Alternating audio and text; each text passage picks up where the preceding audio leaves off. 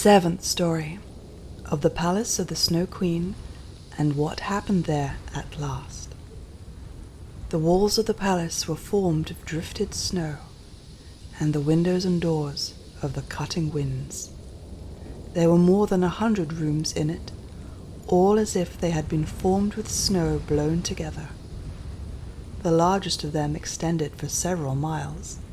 They were all lighted up by the vivid light of the aurora, and they were so large and empty, so icy cold and glittering. There were no amusements here, not even a little bear's ball, when the storm might have been the music, and the bears could have danced on their hind legs and shown their good manners.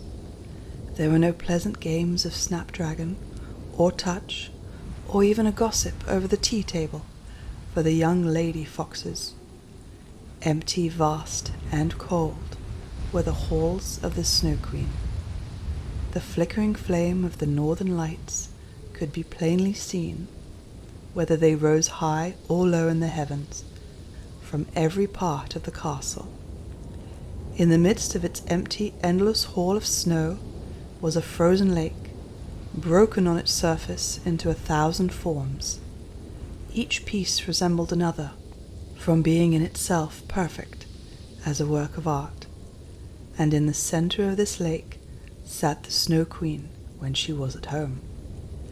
She called the lake the Mirror of Reason, and said that it was the best, and indeed the only one, in the world.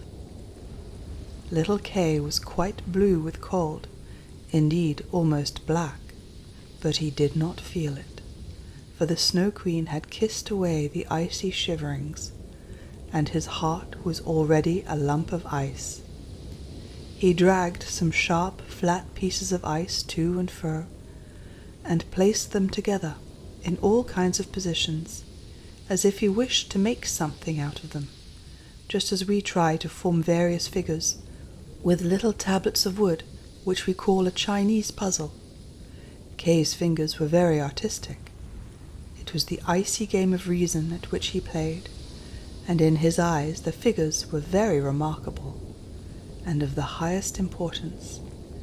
This opinion was owing to the piece of glass still sticking in his eye.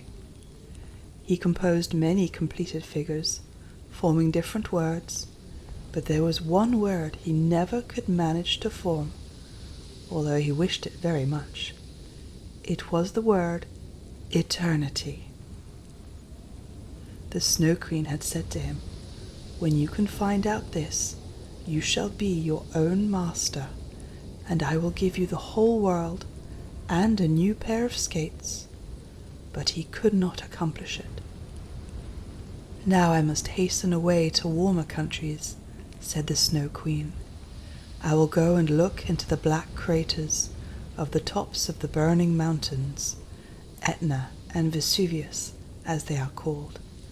I shall make them look white, which will be good for them, and for the lemons and the grapes." And away flew the Snow Queen, leaving little Kay quite alone in the great hall, which was so many miles in length. So he sat and looked at his pieces of ice, and was thinking so deeply, and sat so still, that anyone might have supposed he was frozen.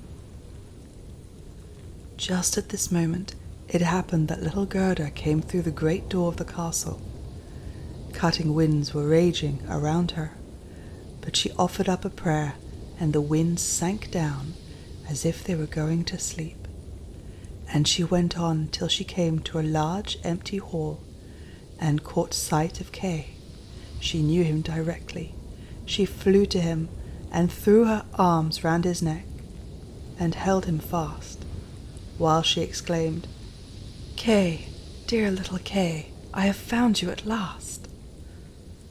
But he sat quite still, stiff and cold. Then little Gerda wept hot tears, which fell on his breast and penetrated into his heart, and thawed the lump of ice, and washed away the little piece of glass which had stuck there. Then he looked at her, and she sang, Roses bloom and cease to be, but we shall the Christ child see. Then Kay burst into tears, and he wept so that the splinter of glass swam out of his eye. Then he recognized Gerda, and said joyfully, "Gerda, dear little Gerda, where have you been all this time, and where have I been?"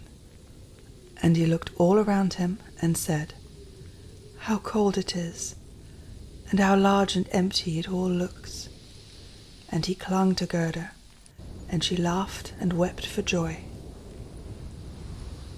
It was so pleasing to see them that the pieces of ice even danced about, and when they were tired and went to lie down, they formed themselves into the letters of the word which the Snow Queen had said he must find out before he could be his own master and have the whole world and a pair of new skates.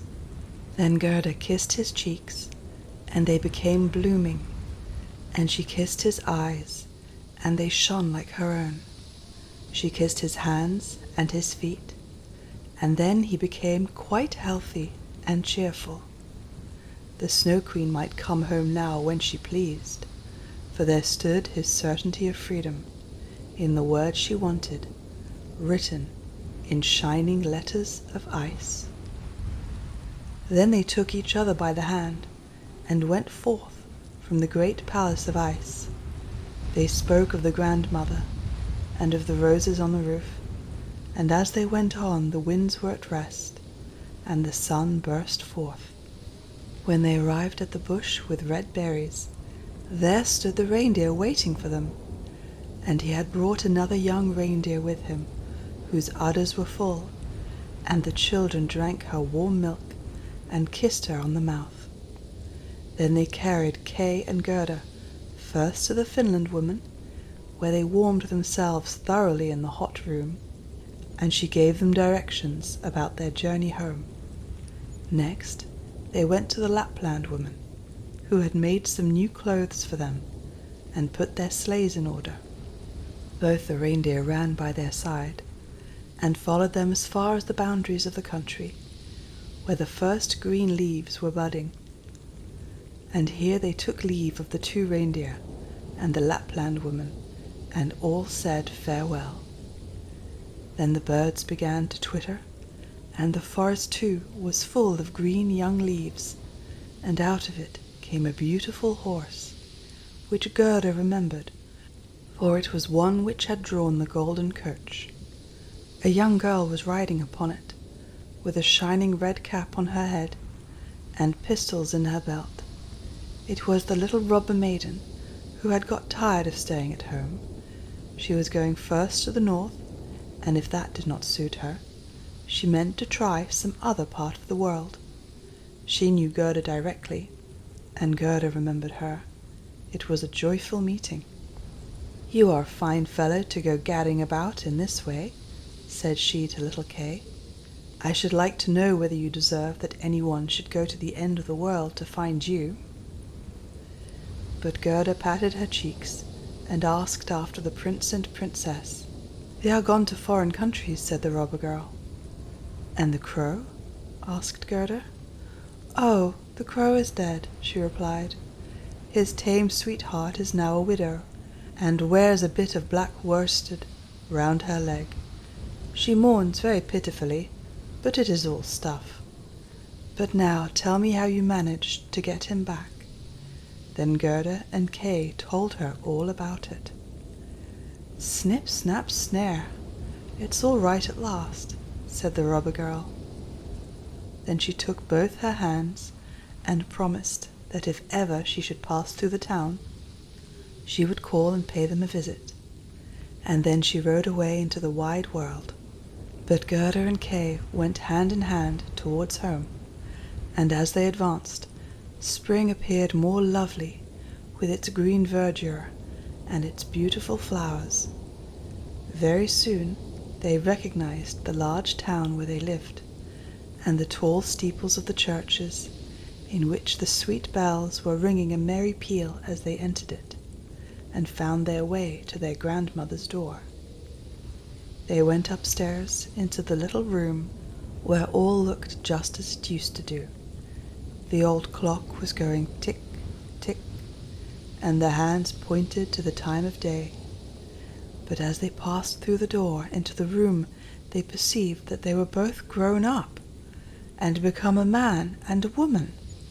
The roses out on the roof were in full bloom, and peeped in at the window, and there stood the little chairs on which they had sat when children, and Kay and Gerda seated themselves each on their own chair, and held each other by the hand, while the cold, empty grandeur of the Snow Queen's palace vanished from their memories like a painful dream.